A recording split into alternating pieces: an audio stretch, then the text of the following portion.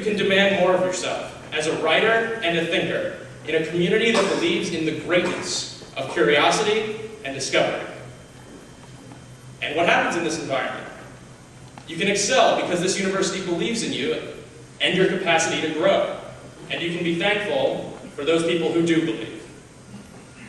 You can look back over 15 hard-fought pages on a philosopher whose name you couldn't spell 2 months ago. Thank you, Professor Pinkert, for believing we could read, let alone critique, Nietzsche. You can look an international political figure in the eye, shake her hand, and ask for a few minutes of her time. Thank you, Liberian President Ellen Johnson Sirleaf, for believing I might say something worth hearing. You can be part of the largest entirely student-run corporation in the country, the $4 million, 230-employee company called Students of Georgetown, Inc., the Corp. For 37 years, the Corp student employees have grown not only our business, but the belief that we could serve the student body here without a single adult's oversight.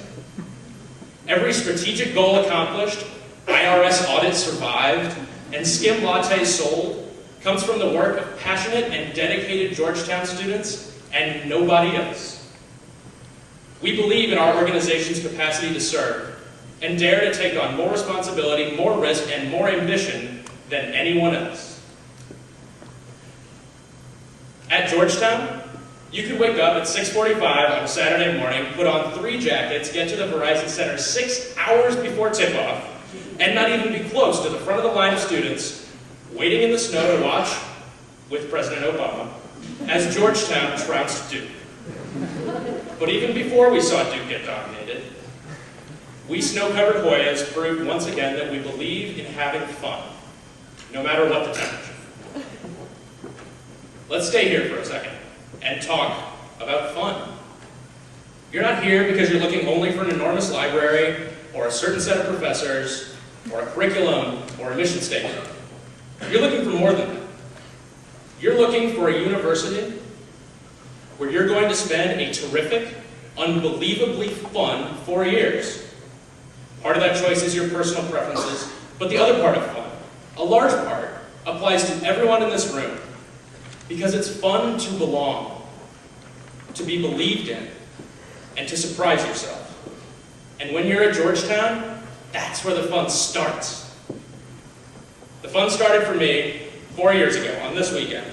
4 years ago, I sat in that seat and looked on quietly, but astonished, as Professor Aaron sprinted up and down the aisles.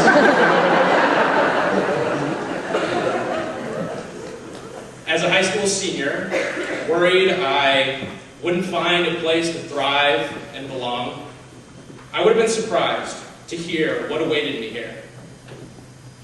I would have been relieved to hear that I belonged in that line all along, waiting in the snow to watch my Georgetown beat Duke. I would have been relieved to hear that my second-grade teacher was right, that I could study successfully at Georgetown. You too can stand here 4 years from now and surprise yourself. You too can be embraced by a community of people as curious as they are fun and talented.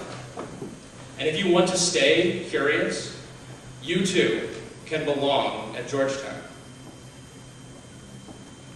When I walk out the front gates for the last time in May, nothing will be so comforting as to know that you will be walking through them in September to take my place and belong here.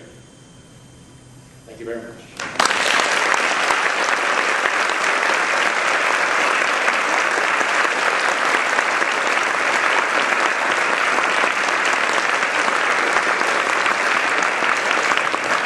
Thank you, Ryan. And now, before we dismiss you to enjoy your nice evening in DC and Georgetown, we do have one special surprise for you. So it's my pleasure to introduce the premier all-male a cappella group on campus, the Georgetown Chimes.